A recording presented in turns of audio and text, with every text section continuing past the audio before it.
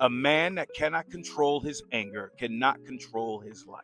Quick story time. So, I'm 22 years old. So, this was about 20 years ago, I guess 2006, right before I left Baltimore to move to LA to pursue a career in Hollywood. At the time, I was a young actor, a young theater actor. I was doing a lot of plays, like a lot of Shakespearean plays, a lot of classical plays. I was kind of frustrated in life at the time. I knew what I wanted to do, I just didn't know how to get there. I didn't really see a clear path into getting to Hollywood and working as an actor. I just didn't know what I was doing or where I was going. After one show, me and a couple of the cast members smoked a little weed. I'm hitting it. I'm high as a mug. I'm out of my mind. Fun fact about me, I don't have a big tolerance. I have a baby tolerance when it comes to the green. I didn't have a car at the time, so my mom had to come pick me up. And I was a little embarrassed, here I am working around all these professionals and we're talking about theater and stuff, and my mom has to come pick me up. I'm outside smoking a joint with my cast members, and then bum bum, and it's my mom. My mom driving. I'm in my head. We're coming to an intersection, and there's a girl. She's probably like 15, 16. She's crossing the street, and obviously we got the green light, so we got the right of way, but this girl is in the street. She refuses to stop. So we come to the intersection. My mom stops. She stops right in front of my mom's car and looked at my mom and said, "If you would have hit me, I would have knocked you out." She used a couple curse words that I'm not going to say on social media. I don't want to get banned or blocked.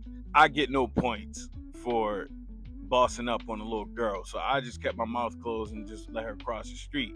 My mom, however, is there, hand on the wheels, shaking with anger. I've never seen my mom so angry. I've seen her angry before, but never like this. She was literally shaking. And then as quickly as the anger came, it went away. I watched it dissolve from her face. I watched her body relax. The little girl went across the street, and my mom kept driving. This is my face.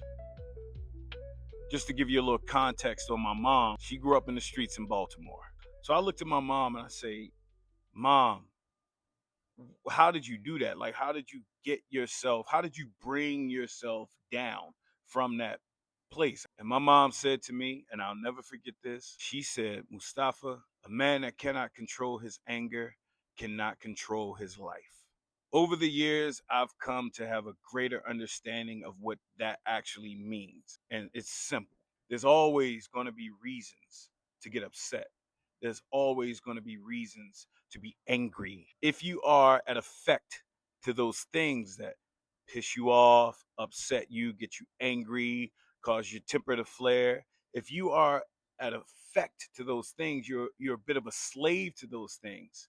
There's always going to be something that gets you there. So if you allow yourself to be a slave to those things, then you will constantly be in a space where you allow things to get you to a point of no return. You ever get angry and say something to somebody that you love, or maybe somebody that you work with that you know you shouldn't have said, right? You think once you calm down, wow, I wish I could take that back. You're never going to be able to take it back. What you can do, however, is always remember, if you allow yourself to unravel, you've allowed that thing to make you its slave.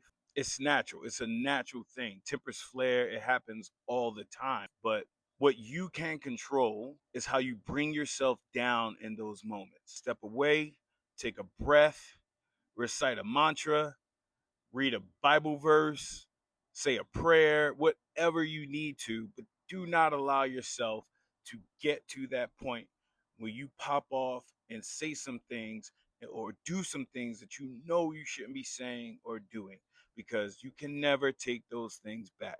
Just always remember, a man that cannot control his anger cannot control his life.